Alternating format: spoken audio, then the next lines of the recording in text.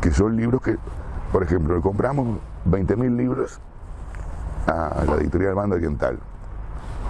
20.000, a 15 pesos cada uno.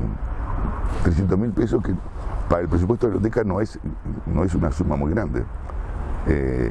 Pero además apoyamos a una editorial porque los tenía en el depósito. Y bueno, y eso, el destino era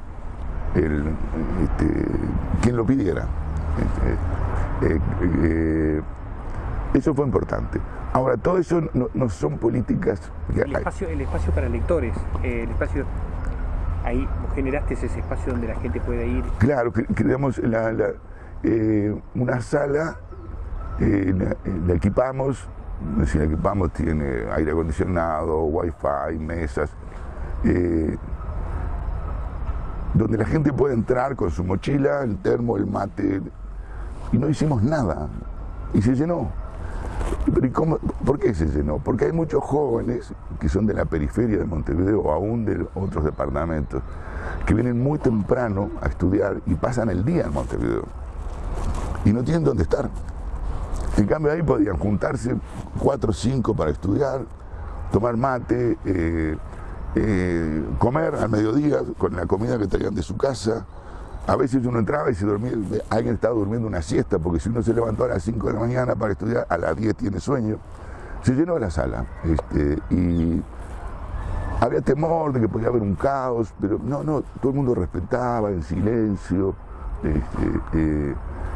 Una cosa curiosa, había creo que 2 papeleras y nos dimos cuenta enseguida que necesitábamos más papeleras porque estaba lleno de gente y bueno, tiraban un vasito, una cosa así, pero siempre con mucho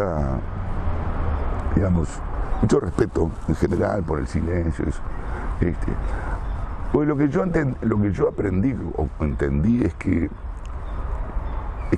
las actividades, no quiero ni siquiera llamarle políticas, pero las actividades después no tienen continuidad cuando cambia la dirección, cambia el gobierno. ¿Y eso es lo que pasó? ¿Está pasando? Y yo entiendo que sí. Por ejemplo, se dejó de donar libros. Hay 40.000 libros para donar en el depósito, porque los dejé yo. El Departamento de Investigaciones ha decaído notoriamente en la cantidad de publicaciones, pero yo no quiero hablar mal de la dirección de la biblioteca, que son políticas que no tienen continuidad. Esto que no tiene nada que ver con la biblioteca, pero una colección que el Ministerio de Educación y Cultura hizo para el Bicentenario, para el 2011, que son unos fascículos que describen la realidad del país, 25 fascículos. Yo integraba el consejo editor de esa publicación. Bueno, eso sí iba a continuar en el próximo gobierno. Es más, Ehrlich me dejó la tarea a mí. Pero no se continuó por falta de recursos económicos, ¿no? Y son como la colección Nuestra Tierra, ¿te acordás cuando éramos adolescentes? Bueno, que es una fotografía del país escrita por... buscamos el mejor especialista en cada tema, ¿no? Se le paga bien para los niveles económicos de Uruguay, porque si uno va a buscar el número 1 en una materia hay que pagarlo. Y a veces no encontrábamos el número 1 porque decían no puedo, porque son docentes que participan en congresos. Entonces decía, fulana o fulano que es el número 2. Y bueno, eso no tuvo continuidad, ese tipo de publicaciones, que no es de la biblioteca, era del ministerio.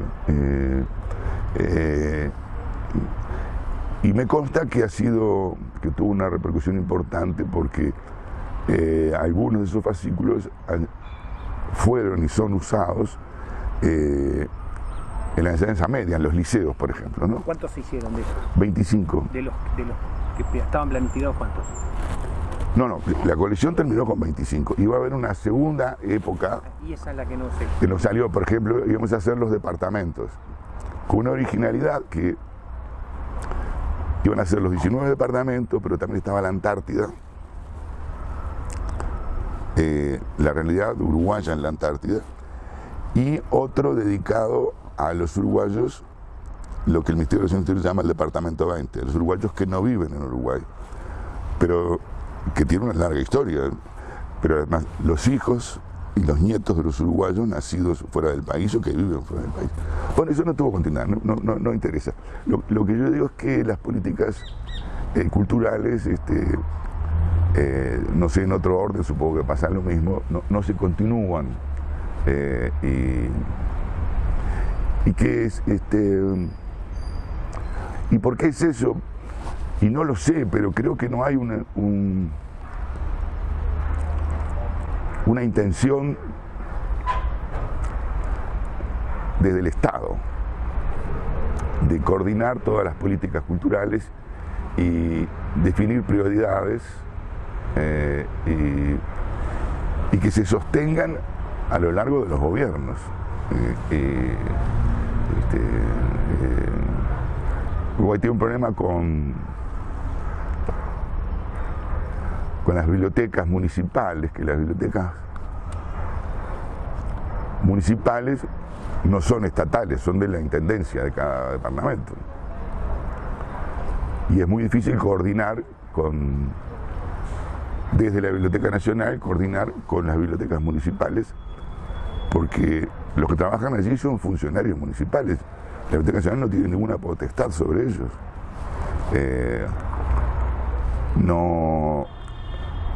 No hay bibliotecólogos en 11, 12 departamentos. Y eso lo aprendí en la biblioteca. Las intendencias contratan un abogado, un escribano, un contador, un ingeniero, un médico, un dentista. Bien, son profesionales. Y cuando uno dice, bueno, y para la biblioteca hay que contratar un bibliotecólogo. No, entonces es un funcionario que no está capacitado técnicamente, pero que además no estar capacitado técnicamente hace imposible el diálogo. Nosotros mandábamos técnicos al interior y no tenían un lenguaje común, porque si uno manda a un ingeniero a hablar con un administrativo de cómo hacer una carretera, no tiene un lenguaje común. Tiene que haber un ingeniero del otro lado, la contraparte. Y si contratás un ingeniero como ministro de Cultura o un médico como ministro de Cultura, ¿sería lo mismo? A ver, yo no creo que para ejercer un ministerio haya que tener una profesión determinada. De hecho, Olesker, que es economista, fue ministro de Salud Pública. Yo no soy nada y fui viceministro de Cultura. Pero sí tiene que tener una afinidad con el asunto de que se trata. El Ministerio de Educación y Cultura es un ministerio inmenso en Uruguay, que no solamente tiene la educación, la cultura, tiene la oficina central que se encarga de las extradiciones, por ejemplo, tiene la Comisión de Bienestar Animal, tiene la UNESCO, tiene el Consejo de Derecho de Autor, el ballet, la orquesta, el coro, la escuela de danza. En fin, es inmenso, ¿no? Tenía los fiscales, entonces no hay nadie que pueda tener tantas especialidades. Entonces lo que hay que estar dispuesto es escuchar a los que saben. Entonces es difícil encontrar con una persona que puede dominar todas esas áreas, no hay. Lo que sí es que estar atento y escuchar.